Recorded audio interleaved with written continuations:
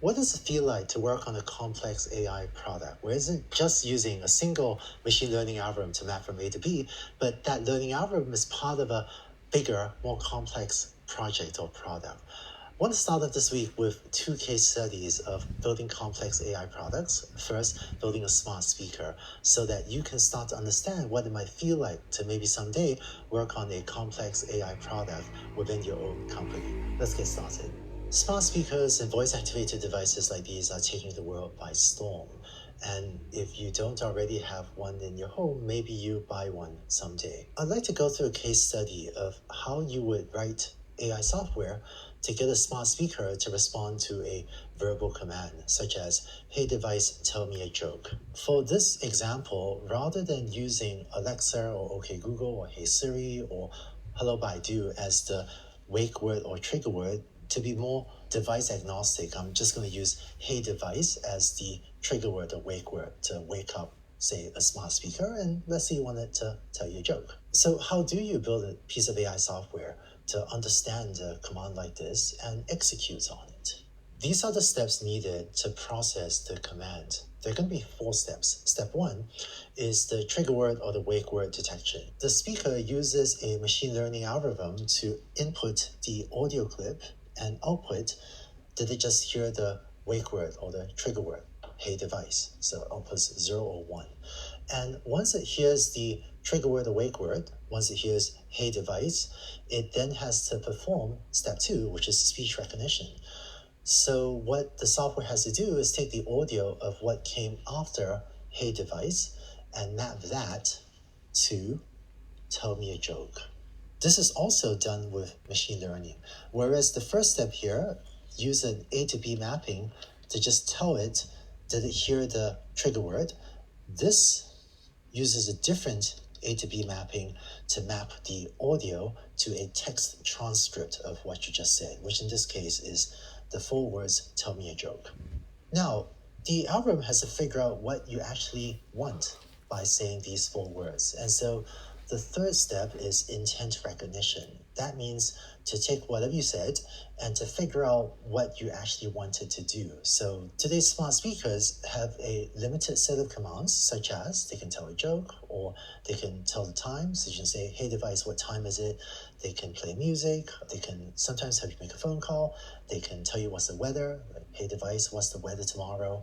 And so what intent recognition does is take the 4 words the speech recognition's output and use another piece of AI software, another A to B mapping that inputs those 4 words and outputs which of these 5 or other intents do you have. So in this implementation of a machine learning algorithm, the input A is the text transcript, tell me a joke, and the output B is which of these 5 types of commands did the user just utter. Of course, your smart speaker may be able to understand even more commands than just these 5, in which case B would be whichever of the 5 or 20 or 100 commands your smart speaker knows how to execute.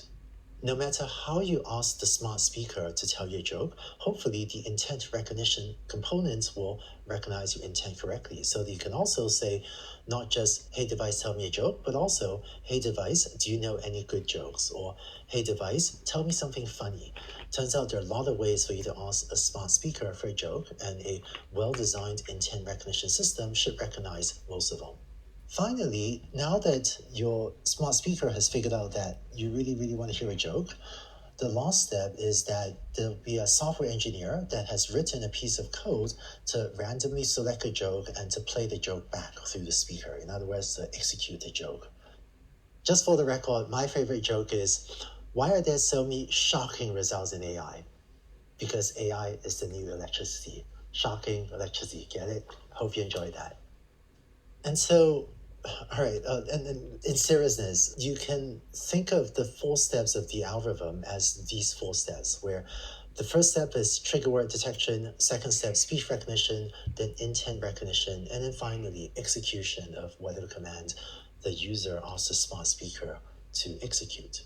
So the process of having 4 steps in an AI system like this, or multiple steps, this is sometimes called an AI pipeline where you have multiple AI components. You actually have multiple machine learning components which process data one step after another. And it would not be unusual to have, say, 4 different teams in a company where each team focuses on one of the components of this AI pipeline. That's how we often organize projects within a large company. Let's now look at a more complex example.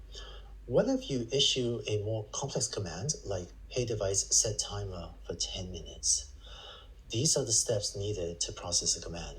First step, same as before, is trigger word detection. So input an audio and just let me know when someone said the trigger word, hey device.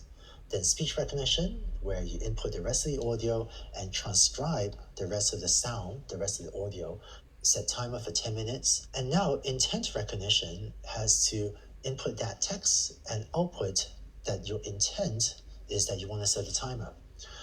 One difference between set timer for 10 minutes compared to the earlier example of tell me a joke is that you need to know how long to actually set the timer for. So in the execution step, you actually need to do 2 things. One is extract the duration. That means look at the text set timer for 10 minutes and pull out the phrase that tells you how long to actually set the timer for. And so if the user were to say, hey device, let me know when 10 minutes is up, then this extract duration step would have to pull out, again, the 10-minute phrase right there. And of course, there are lots of ways to ask for a 10-minute timer. You can also say, let me know when 10 minutes are up, or set alarm for 10 minutes from now. And hopefully the intent recognition and extract duration components will both be robust enough to recognize that all of these are different ways of asking for a 10-minute timer. And finally, to execute the command, there should be a specialized software component in the smart speaker that can start a timer with a set duration. And after it's extracted your intent and the duration, it will just start the timer with that duration so that the alarm goes off at the end of 10 minutes. Today's smart speakers have many functions. Other than the 2 we've talked about of telling jokes and setting a timer, here are some other functions that many smart speakers today can execute. And the key steps of executing these commands are trigger word or wake word detection, speech recognition to transcribe the text of a command, intent recognition to figure out which of these functions or which of these commands you want to execute, and then a specialized program to execute whichever command you uttered. One of the challenges of the smart speaker world is that if you want your smart speaker to have this many different functions, say 20 different functions, then you do need software engineering teams to write 20 specialized pieces of software. One to play music, one to set the volume, one to make calls, one to ask for the current time, one to convert units like from teaspoons to tablespoons, or to answer very simple questions, and on and on. And so it's actually quite a lot of work to write all of these specialized programs to execute all the different commands you might want to execute in step 4. And smart speakers today actually do so many things that is difficult for many users to keep straight in their heads exactly what they can and cannot do. And so many smart speaker companies have been investing a lot in user training to try to let users know what are the things that smart speakers can do. Because on one hand, they can't do everything. There are a lot of things you can't ask smart speakers to do, such as please call my 3 friends and see when all of them are able to meet for dinner. And so it's been an ongoing process for the smart speaker companies to explain to users what they can and cannot do. Nonetheless, with what they can do, using voice to command these speakers is making life much more convenient for many people. I hope this video gave you a sense of what it takes to build a complex AI product such as a smart speaker. In order to help you better understand how these complex products work, let's go on to see a second case study of how to piece together multiple AI components to build a self-driving car. Let's go on to the next video.